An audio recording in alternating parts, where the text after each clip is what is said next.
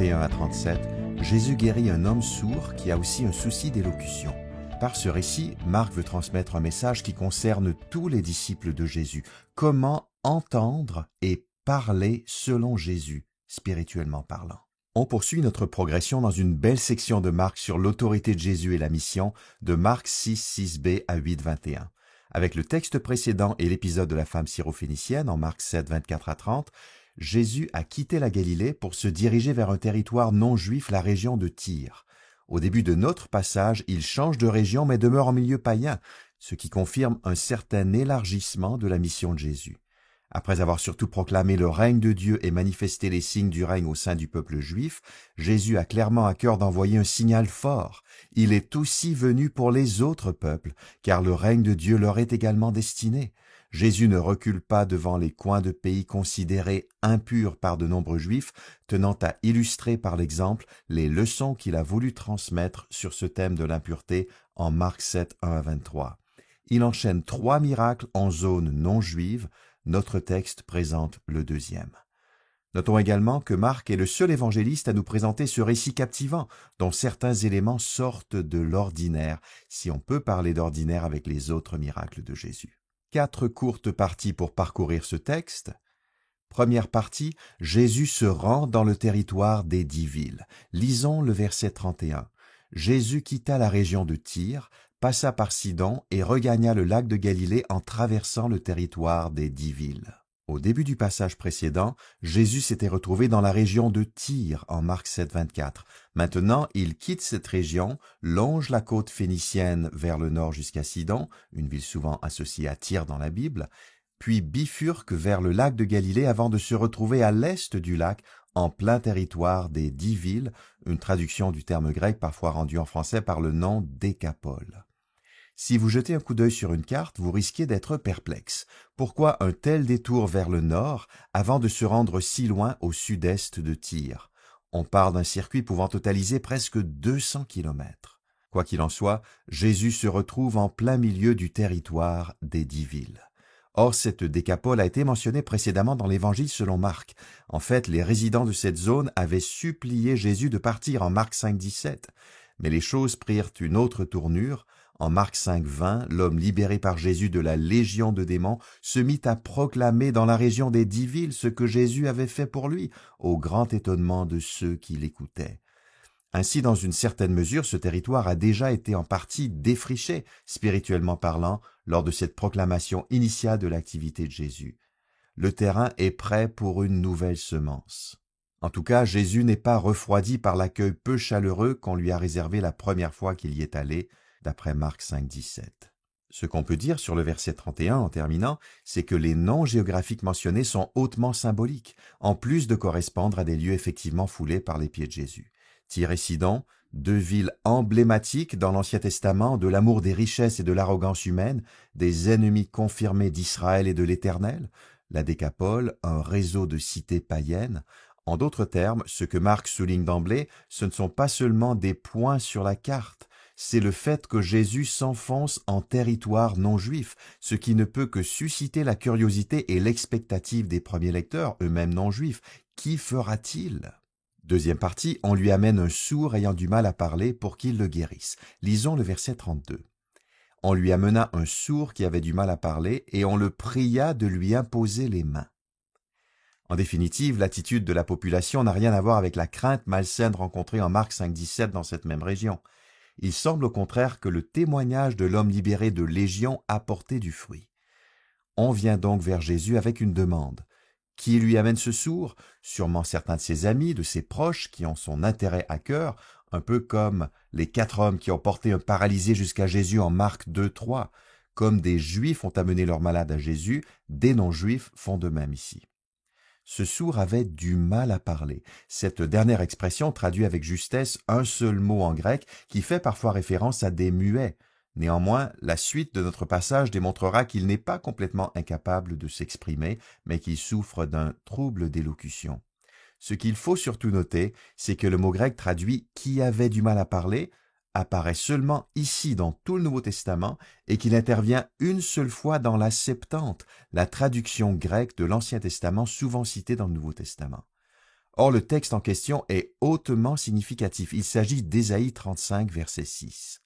En mettant en avant ce mot rare, Marc fait très certainement allusion à ce texte du prophète Ésaïe, à qui il est particulièrement attaché.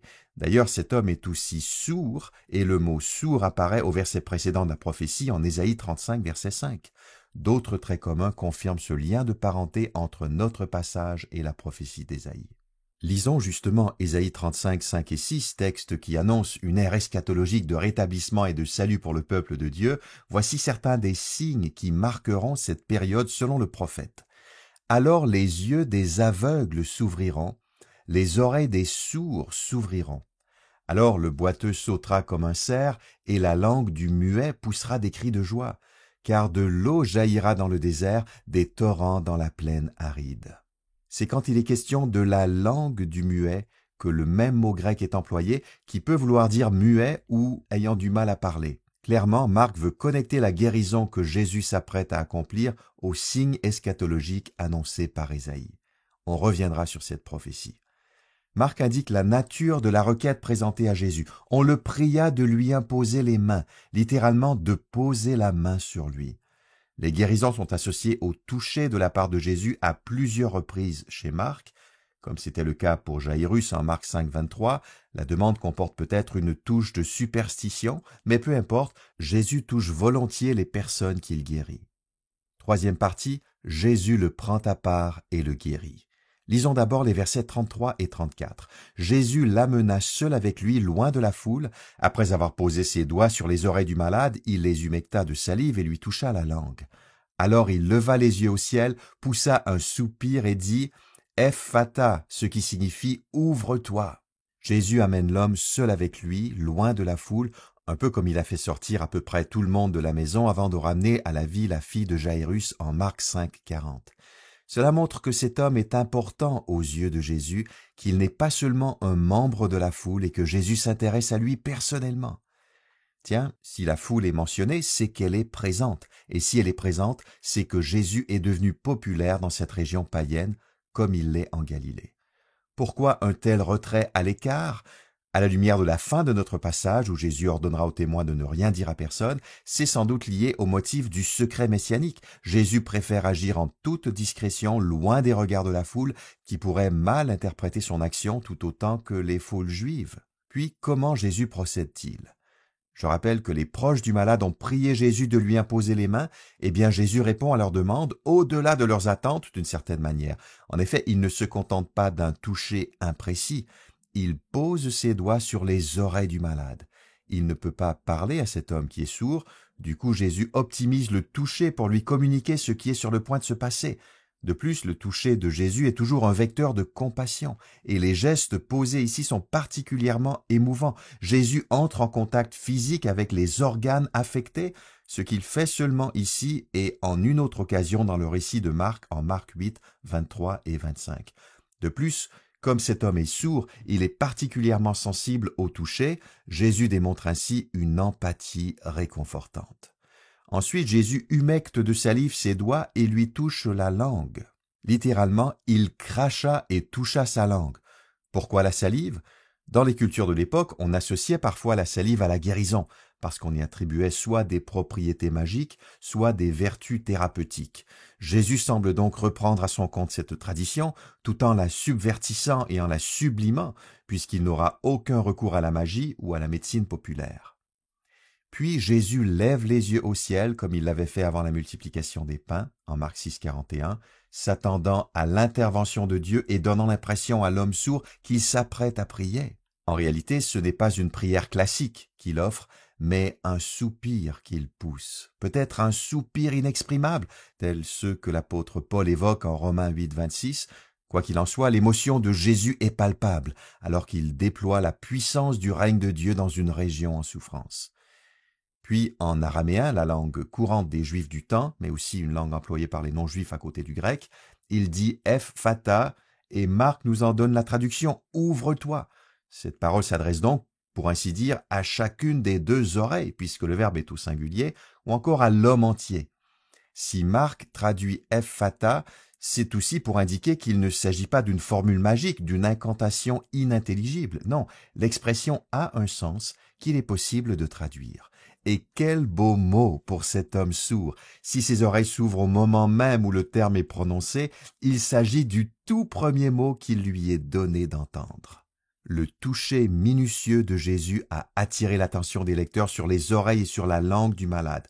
Maintenant, l'exclamation « Ephphatha » braque encore davantage les projecteurs sur les oreilles. Résultat, verset 35, « Aussitôt les oreilles de cet homme s'ouvrirent, sa langue se délia et il se mit à parler correctement. » Le miracle se produit sur le champ. Les oreilles de l'homme s'ouvrent, ces oreilles mêmes que Jésus avait touchées et auxquelles il avait dit « Ouvre-toi ». Donc, elles obéissent à l'ordre de Jésus. On n'a pas oublié notre texte d'Ésaïe. « Alors les oreilles des sourds s'ouvriront » d'après Ésaïe 35, verset 5. Marc nous dit ensuite que sa langue se délia, ou littéralement que le lien de sa langue se dénoua. Les entraves sont rompues. Que nous disait Ésaïe 35, 6, « La langue du muet poussera des cris de joie ». Le prophète évoquait précisément la langue du muet, et c'est cette langue qui est déliée ici. On vient d'assister à une véritable libération, puisqu'un lien terrible est tombé. Il ne s'agit pas, en l'occurrence, d'un lien indiquant une possession démoniaque, mais de la délivrance d'un handicap terrible. Marc d'ajouter « Et il se mit à parler correctement ». Ainsi, il n'était pas muet, mais il avait de la difficulté à parler. C'est maintenant chose du passé. On arrive à la 4e et dernière partie de notre texte. Jésus ordonne en vain aux gens de ne rien dire. Je lis d'abord le verset 36. Jésus recommanda à ceux qui étaient là de n'en rien dire à personne, mais plus il le leur défendait, plus ils en parlaient. Le verbe recommander est employé ici au sens de donner un ordre. Ce n'est pas un simple conseil que Jésus prodigue, il commande à ceux qui sont là de n'en rien dire à personne. Cela inclut l'homme guéri. Pas évident pour un homme dont la langue vient d'être miraculeusement déliée, de garder le silence. Qui sont ceux qui étaient là? Probablement les proches de l'homme guéri, peut-être les mêmes personnes qui l'avaient amené à Jésus au verset 32, auxquelles ont pu s'ajouter d'autres témoins parmi la foule. À 3 autres reprises dans l'Évangile selon Marc, Jésus ordonne le silence ou la discrétion dans la foulée d'une guérison miraculeuse. Ce qui étonne dans la recommandation présente, c'est que Jésus avait donné la consigne inverse dans cette même région à la suite de l'exorcisme de la légion de démons. En Marc 5, 19 et 20, Jésus avait demandé à l'homme libéré de raconter largement dans la Décapole ce que le Seigneur avait fait pour lui. Pourquoi le changement de cap? Difficile à dire. Peut-être que le climat a changé, justement parce que la réputation de Jésus s'est propagée et qu'il devient trop risqué de faire grand cas des actes spectaculaires de Jésus. Il serait si facile de se méprendre sur le sens véritable de son action. Mais le secret messianique n'est pas bien gardé. Plus Jésus défend aux gens de parler, plus ils en parlent. Ce que Marc veut souligner ici, ce n'est pas tant la désobéissance des témoins que leur incapacité à se taire devant le caractère extraordinaire de la guérison qui vient de se produire. Le verbe « parler » à la fin du verset 36 est souvent traduit par « proclamer » ou « prêcher » dans l'œuvre de Marc. Ces témoins se joignent aux nombreux porteurs de la bonne nouvelle, comme le lépreux guéri en Marc 1,45 et le démoniaque libéré en Marc 5,20. Verset 37. Remplis d'étonnement, les foules s'écriaient « Tout ce qu'il fait est magnifique, il fait entendre les sourds et parler les muets. » L'enthousiasme est maintenant généralisé. La formulation est forte, remplie d'étonnement. La NBS traduit « en proie à l'ébahissement le plus total ». Et la Nouvelle Français courant « les gens étaient impressionnés au plus haut point ». Dans cet état d'admiration sans limite, que disent les gens? Tout ce qu'il fait est magnifique, il fait entendre les sourds et parler les muets. La dernière partie de cette déclaration, il fait entendre les sourds et parler les muets, renvoie de nouveau à la vision de restauration dépeinte en Ésaïe 35, 5 et 6. Mais la première partie de la déclaration ajoute un élément supplémentaire. Tout ce qu'il fait est magnifique. Littéralement en grec, c'est simplement tout ce qu'il a fait est bien ou bon. À quoi pensent les lecteurs de la Bible quand ils entendent ces mots? Après le 6e jour de la création, nous lisons ceci en Genèse 1,31. Dieu considéra tout ce qu'il avait créé, c'était très bon. Qu'indique cette allusion au récit de la création? qu'un nouvel acte créateur est en train de se produire. Le règne de Dieu inaugure une nouvelle création. Et cela rejoint la vision d'Ésaïe. C'est un véritable renouvellement de la création qu'il annonce en Ésaïe 35 pour les temps eschatologiques. Or, il n'est pas anodin qu'une telle allusion à la Genèse retentisse en territoire païen. Les non-juifs aussi sont et seront au bénéfice du rétablissement de la terre et du peuple de Dieu. Que retenir de Marc 7, 31 à 37? Jésus a à cœur tous les peuples. Il poursuit son incursion en terre païenne et il se laisse émouvoir de compassion pour toute personne dans le besoin qui vient à lui ou qu'on lui amène pour trouver le secours. Même les non-juifs, ces impurs entre guillemets, sont au bénéfice de l'activité messianique de Jésus. Voilà une belle anticipation du futur accueil de la bonne nouvelle par des peuples non-juifs qui sera narré en détail dans les Actes. La réputation de Jésus a gagné le territoire des 10 villes. Voilà pourquoi, même dans cette région hors des limites de la Galilée, on lui amène un sourd et on le prie de lui imposer les mains. Le toucher et le soupir comme marque de compassion. Jésus pose les doigts sur les organes dysfonctionnels en Marc 7, 33 pour indiquer au sourd qui s'apprête à intervenir à ces endroits précis de son corps. Et quand Jésus pousse un soupir en Marc 7, 34, après avoir levé les yeux au ciel, cela montre à quel point il s'implique émotionnellement dans cette guérison. Une fois de plus, sa compassion est bouleversante. Le programme d'Ésaïe 35, 5 et 6 s'accomplit. On l'a vu à quelques reprises. Quelques mots supplémentaires sur ce chapitre glorieux du grand prophète. Le texte d'Ésaïe 35 dépeint le futur retour au pays des exilés qui ont été déportés loin de chez eux par des peuples ennemis suite à leur propre rébellion contre Dieu. Mais ce retour d'exil sert de modèle pour décrire un salut beaucoup plus vaste, le salut final et définitif accordé par l'Éternel à son peuple, la délivrance eschatologique. D'ailleurs, c'est surtout la manifestation de la présence glorieuse de Dieu, lui qui vient pour rétablir la justice, qui est synonyme de salut pour les siens. Dans ce cadre, toute la création est rétablie et elle fait la fête. Le salut n'est pas limité au peuple de Dieu, il métamorphose aussi le monde créé. Ésaïe 35, 1. Que le pays désert et que la terre aride se réjouissent, que la steppe jubile et se mette à fleurir comme les lys, que les fleurs y abondent et que sa joie éclate, qu'elle pousse des cris de joie. La gloire du Liban, la splendeur du Carmel et celle du Saron lui sont données. Là, on verra la gloire de l'Éternel et la splendeur de notre Dieu. Les versets 5 et 6 d'Ésaïe 35, déjà cités, prennent tout leur sens dans le cadre du retour d'exil, car les déportés sont parfois décrits par le prophète comme étant sourds et aveugles. Alors les yeux des aveugles s'ouvriront, les oreilles des sourds s'ouvriront, alors le boiteux sautera comme un cerf, et la langue du muet poussera des cris de joie, car de l'eau jaillira dans le désert, des torrents dans la plaine aride. Ensuite, l'autorité divine de Jésus. Le fait que Jésus accomplisse le programme eschatologique d'Ésaïe 35 suggère qu'il est l'Éternel, venu sur terre pour libérer son peuple. Mais d'autres indications vont dans le même sens. D'abord, cette guérison miraculeuse, Dieu seul peut l'accomplir. Et Jésus ne fait pas qu'implorer Dieu d'agir, même s'il lève les yeux au ciel en Marc 7, 34. Il pose ses propres doigts sur les organes affectés, car c'est lui qui s'apprête à les rétablir, jouant le rôle de Dieu. Jésus réalise ce que Dieu seul peut faire. Enfin, l'allusion à Genèse 1, 31, c'était très bon. Dans l'exclamation des foules en Marc 7, 37, cette allusion appuie encore davantage sur l'identité divine de Jésus. Comme la première création fut très bonne, la rédemption accomplie par le Messie est tout aussi bonne.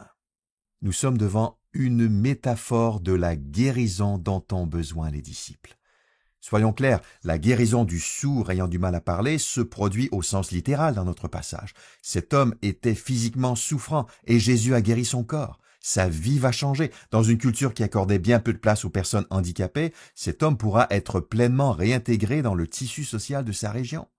Néanmoins, 3 indices suggèrent que Marc invite ses lecteurs par notre texte à voir Jésus comme guérissant en plus les oreilles et les langues au sens métaphorique ou spirituel. Premièrement, le texte d'Ésaïe 35, 5 et 6, comme on vient de le voir, évoque la surdité et la cécité spirituelle des exilés, que l'Éternel vient guérir par le salut. Il paraît donc naturel que Marc, qui connaît très bien le prophète Ésaïe, prenne en compte l'aspect spirituel quand il fait allusion à Ésaïe 35. Deuxièmement, Marc insiste lourdement sur l'incapacité des disciples à réellement entendre, c'est-à-dire comprendre, le message de Jésus. Comme les gens du dehors, les disciples entendent de leurs propres oreilles mais ne comprennent pas. Marc 4, 12. Malgré les appels répétés de Jésus à écouter et entendre et à comprendre. En d'autres termes, la guérison de notre sourd intervient dans un contexte où il est souvent question d'entendre et d'écouter de la bonne manière, ce qui ne peut tenir du hasard. Troisième indice, notre passage contient plusieurs parallèles avec la guérison de l'aveugle en Marc 8, 22 à 26. Or, comme nous le verrons, cette guérison illustre assez clairement le processus de retour à la vue que doivent à leur tour connaître les disciples. Ainsi, les disciples ont besoin de voir à leur tour leurs oreilles s'ouvrir, et seul Jésus peut effectuer cette guérison spirituelle en eux. Voilà pourquoi il les prend régulièrement à part pour les instruire, comme il a amené le sourd seul avec lui, loin de la foule. Lorsqu'elles se produiront chez les disciples, cette écoute et cette compréhension spirituelle pourront alors transformer leur langue, qui sera en mesure de se délier et de parler correctement du règne de Dieu, comme le fait Jésus. Puis, notons qu'il existe de nombreux parallèles entre notre texte et la guérison de l'aveugle en Marc 8, 22 à 26. Il est frappant de constater à quel point la guérison de l'aveugle suivra le schéma de notre passage. En définitive, Jésus guérit les oreilles, les langues et les yeux. Le secret messianique parmi les non-juifs, en choisissant de guérir l'homme sourd à l'écart et en ordonnant aux personnes présentes de garder le silence, Jésus tente d'éviter la publicité et de poursuivre son action dans la discrétion. C'est le fameux thème du secret messianique. On retrouve dans la foulée le thème apparenté de l'échec à garder ce secret. Or, voilà la seule occurrence du motif du secret messianique parmi les non-juifs dans l'Évangile selon Marc. Pourquoi intervient-il ici? Parce que, en milieu païen comme en milieu juif, on ne sera en mesure de comprendre la véritable identité de Jésus et le sens réel de son activité qu'après sa mort et sa résurrection. Une annonce impossible à contenir. Les témoins de la scène ne peuvent tout simplement pas contenir leur enthousiasme. Leur explosion de joie les pousse à ouvrir la bouche et à parler, malgré la consigne de Jésus. Un renouvellement de la création qui impressionne. Je pense ici au dernier verset de notre passage. Rempli d'étonnement, les foules s'écriaient « Tout ce qu'il fait est magnifique. Il fait entendre les sourds et parler les muets. » Cette exclamation contient une double allusion à l'Ancien Testament, comme on l'a vu, au récit de la création, Genèse 1, 31, et à Ésaïe 35, 5 et 6. Il y a d'ailleurs un lien entre ces deux textes de l'Ancien Testament. Suite à la chute qui a gâché la première création décrite en Genèse 1 et 2, Dieu promet un retour d'exil pour son peuple qui est comparable au renouvellement de la création, selon Ésaïe 35, ou à une nouvelle création caractérisée par le bonheur éternel, dans laquelle retentissent des cris de joie, Ésaïe 35, 10. Cela nous rappelle aussi que pour Marc, un lien fort existe entre le règne de Dieu et la nouvelle création. Quand Dieu manifeste son règne dans une vie, le corps humain fonctionne de nouveau comme il se doit. Les organes malades sont guéris. Ainsi, les guérisons et les exorcismes que pratique Jésus sont des images concrètes sur la grande affiche annonçant le règne de Dieu. Il nous procure un avant-goût des réalités à venir dans la plénitude du royaume, dans les nouveaux cieux et la nouvelle terre. Quant à l'explosion d'étonnement en Marc 7, 37, elle s'inscrit dans la ligne de réaction semblable ailleurs dans le récit de Marc, tout en se distinguant par son intensité. Vers un grand banquet qui réunit juifs et non-juifs en Marc 8, 1 à 10. D'une certaine manière, les foules de la Décapole sont unies autour de leur étonnement commun face à la guérison miraculeuse de l'homme sourd. La voie est ainsi ouverte pour l'épisode suivant, au cours duquel une grande foule se rassemblera de nouveau autour de Jésus et des disciples et profitera de la seconde multiplication des pains. Quel est le message central de Marc 7, 31 à 37? Jésus rétablit avec compassion l'audition et la parole, littéralement et symboliquement. Il accomplit ainsi la promesse d'Ésaïe 35, 5 et 6. Quelques pistes d'application en terminant. La beauté d'un ministère qui ne cherche pas à attirer les regards. Jésus évitait la publicité pour diminuer le risque de malentendus sur son ministère. Avec cet homme sourd, il s'est mis en retrait. Or, quand nous tentons d'attirer les regards sur nous dans le cadre de notre ministère, nous ne faisons qu'augmenter le risque de malentendus.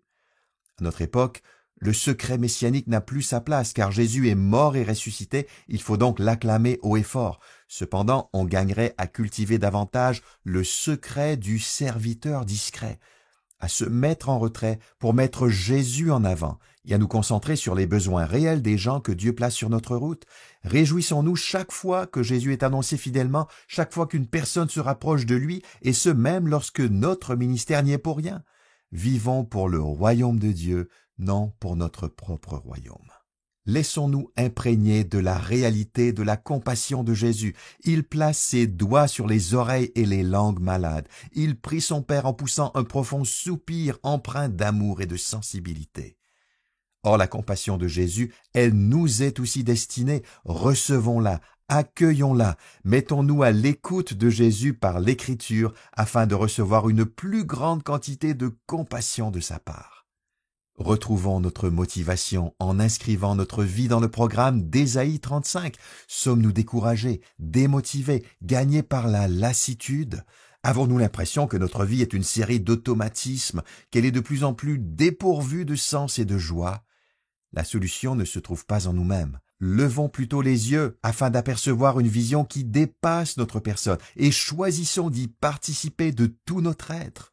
Or, il n'existe aucun programme plus beau ou plus enthousiasmant que le retour d'exil annoncé par Ésaïe pour la fin des temps. En Jésus, cette fin de l'histoire a déjà commencé, car le temps est accompli d'après Marc 1,14.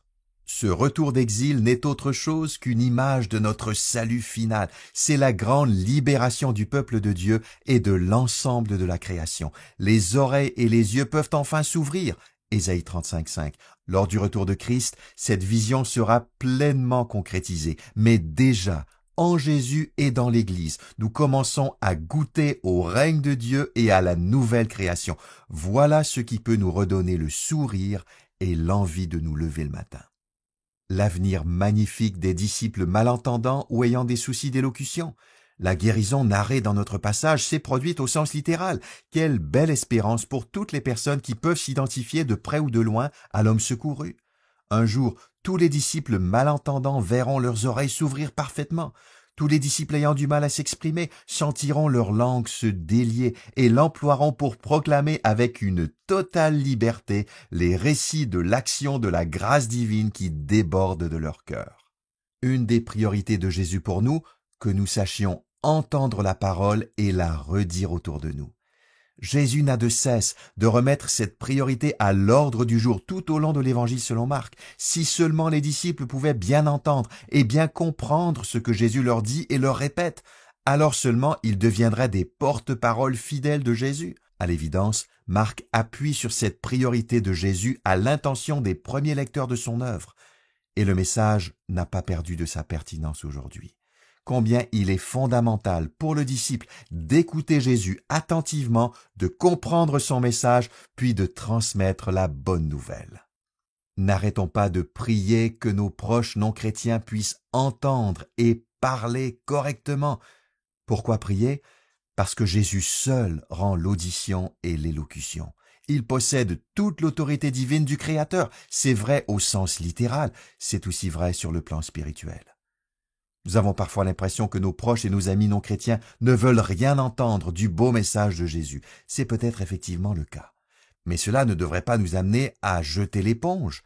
Même l'auditeur le moins à l'écoute n'est qu'à un miracle près du salut. Et Jésus peut produire ce miracle dans sa vie alors même que cet auditeur n'a aucune envie d'entendre l'Évangile. Donc, prions. Prions. Et prions encore. Que le miracle auquel nous avons assisté en Marc 7, 31 à 37 nous mette à cœur d'intercéder avec persévérance pour que ce miracle se reproduise, surtout sur le plan spirituel, dans la vie des personnes que nous aimons de tout notre cœur, mais qui pour l'instant n'entendent rien. Enfin, désirons ardemment le renouvellement complet de la création. Si notre texte peut nous redonner espoir pour ici et maintenant, il devrait aussi nous donner envie de nous retrouver bientôt dans la présence de Jésus. Nous aurons alors un nouveau corps, nous saisirons parfaitement la vérité de l'Évangile, nous vivrons une parfaite communion avec les autres disciples de Jésus sans ombre au tableau, comme le dit la toute fin d'Ésaïe 35, tristesse et plainte s'enfuiront. Et surtout, nous jouirons parfaitement de la présence de Christ, nous écriant sans cesse « Tout ce qu'il fait est magnifique » Marc 7, 37. Père Céleste, nous célébrons le désir de Jésus de voir des gens de tous les peuples prendre part à la nouvelle création. Nous avons besoin de son toucher salutaire, empreint de compassion, pour des guérisons physiques auxquelles nous goûterons pleinement dans la plénitude du royaume, et pour une oui spirituelle apte à saisir le sens de ses paroles. Délie aussi notre langue pour qu'elle parle fidèlement de Jésus et qu'elle prononce des paroles qui édifient en lui, dont toutes les œuvres sont magnifiques. Amen.